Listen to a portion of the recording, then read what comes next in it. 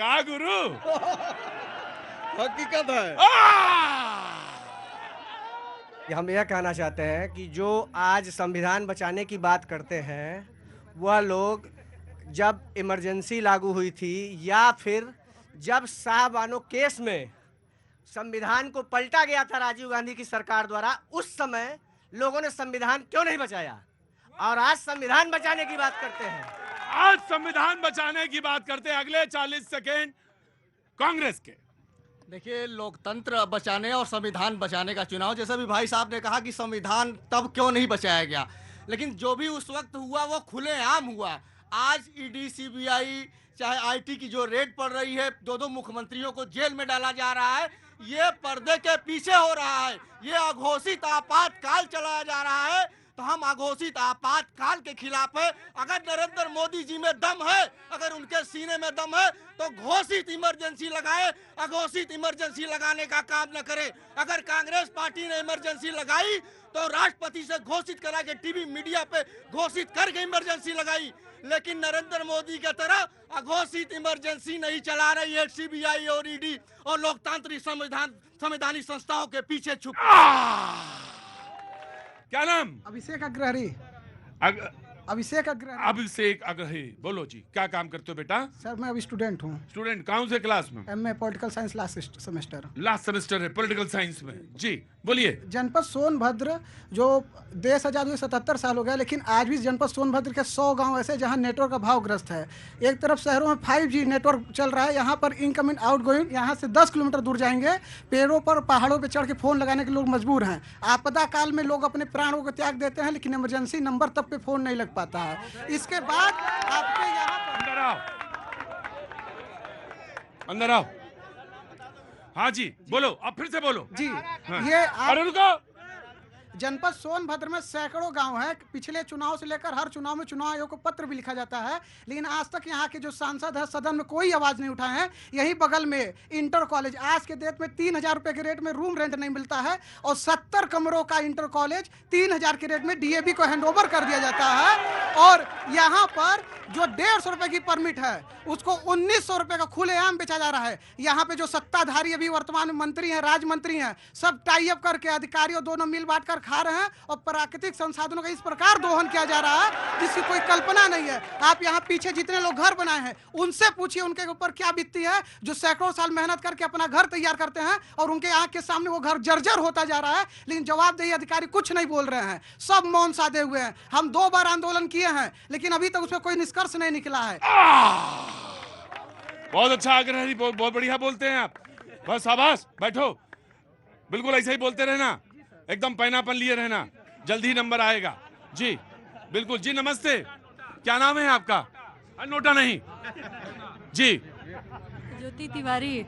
ज्योति तिवारी। ज्योति जी, ज्योति जी मैं ही आ जाता हूँ उधर। जी मैं आ जाता हूँ ज्योति जी। जी ज्योति जी यहीं रहती हैं आप?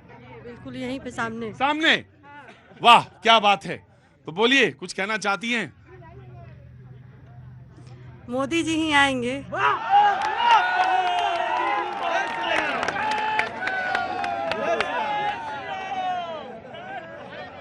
कनौजी जी कैसे हुई है वो तो बसपा तो मजा ले रही है पूरा। गुरु तुम तो ऐसा मजा ले रहे हो, हमें तो कभी कभी लग रहा है लड़ भी रहे हो नहीं लड़ रहे हो। अरे क्या बात कर रहे हैं? पूरे देश में बहुजन समाज पार्टी ही ऐसी पार्टी है जो कि पूरे देश में अकेले दम पे चुनाव और इसीलिए 30 सेकंड से ज्यादा टाइम आपको मिलेगा, बाकी को तो 30-40 दिया, आपको ज्यादा दूंगा। अगले 40 सेकंड भाजपा के। भाई साहब आपके न्यूज 18 को बहुत बहुत धन्यवाद। बहुत बहुत शुक्रिया। यह चुनाव राष्ट्र की दशा और दिशा के लिए हो रही है। हम आलू प्याज पर टक गए। हमको क्या सोचना चाहिए, हमारी सोच क्या बनती जा रही है, हम कहाँ जा रहे हैं, कोई राष्ट्रीय मुद्दा इनके पास नहीं है। मैं देखा आराम से सबके सारे लोगों को सुना, नहीं सारे लोगों को सुना, आराम से सुनेंगे जी। कोई राष्ट्रीय मुद्दा इनके पास नहीं है, एक ही मुद्दा है, मोदी हटाओ। इसके अलावा कोई विकल्प नहीं है, इनके पास कोई रास्ता नहीं है कि राष्ट्रीय स्तर पर कुछ करें। सियाचिन हमारा, पीओके हाँ। इस पर मुद्दा बनाना चाहिए, इस पर बात होनी चाहिए, इस पर चुनाव होना चाहिए। लेकिन चुनाव क्या कर रहे हैं? आलू, प्याज, मटर, टमाटर। अरे ये राष्ट्रीय चुनाव है, आप इस पर बात करो, इस तरह से बात करिए। अच्छा एक बात बोलिए, फिर हम आपसे पलट के सवाल पूछ लेते हैं एक बार। 2014 में तो आप ही ने कहा था महंगाई डाइन खाए जात है।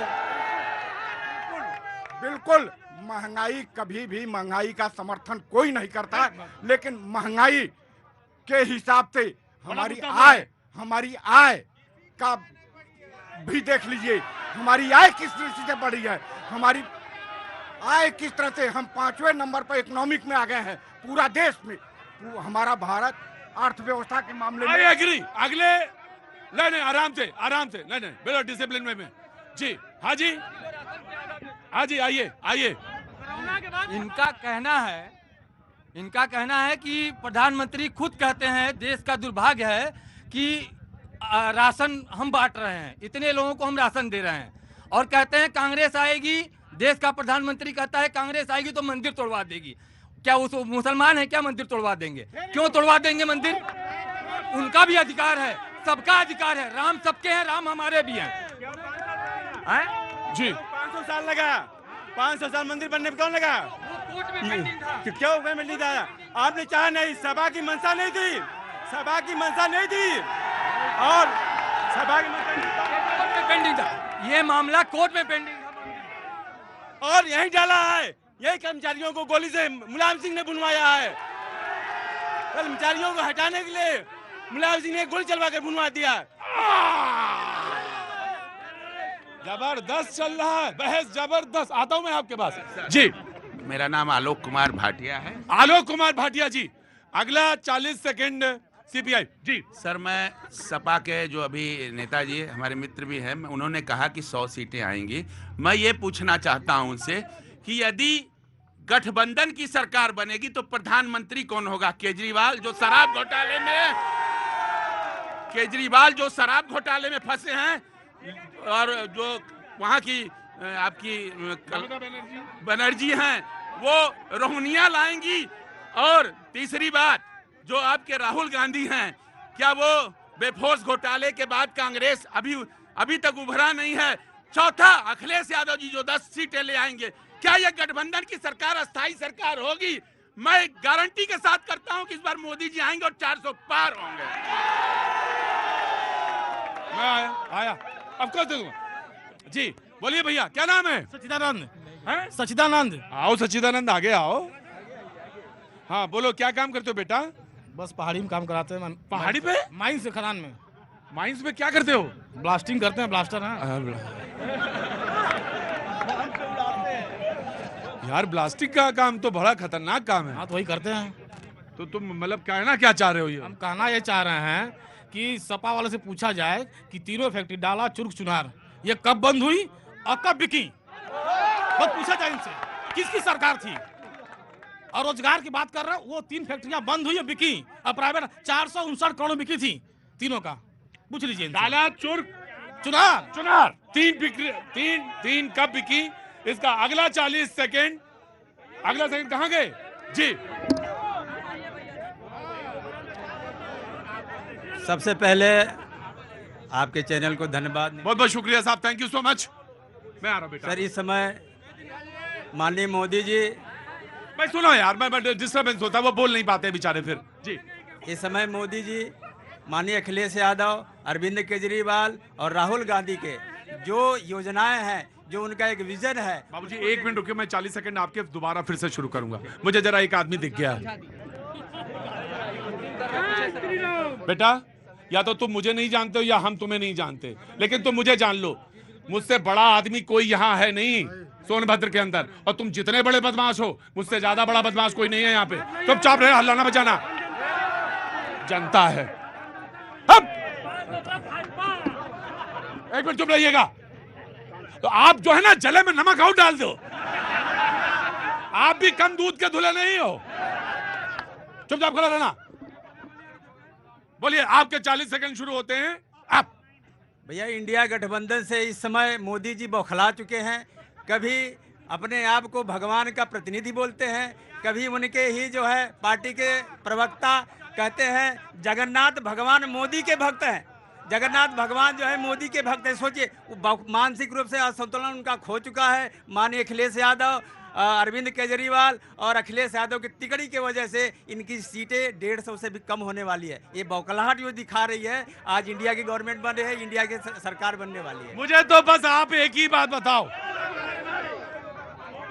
मैं आ रहा हूं, मुझे तो बस आप एक ही बात बताओ, आ रहा हूं, कि खुश्क नदी में उतरे क्यों?